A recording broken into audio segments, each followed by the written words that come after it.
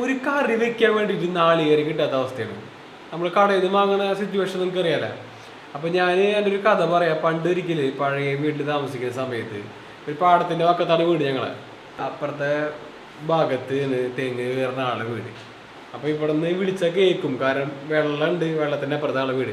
അപ്പോൾ ഞങ്ങൾ വിളിക്കും, കുമാരേട്ടോ എന്ന് വിളിക്കും. ആളെ പേര് കുമാരേട്ടോ, ആളെ പേര് കുമാരേട്ടോ.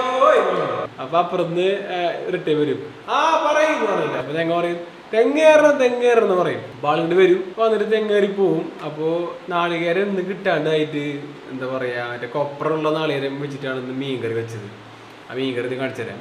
അപ്പോൾ ഈ മീൻകറി രസമുണ്ടോ എന്നുള്ള കാര്യം എനിക്കറിയില്ല. ഭയങ്കര കൊപ്പറായിട്ടുള്ളൊരു നാളികേരായിരുന്നു. അപ്പോൾ അതിൻ്റെ നീരൊക്കെ പോയി എന്നുണ്ട്. അപ്പോൾ ഇതിന് ഇന്നത്തെ കറി അയിലക്കറിയാണ്.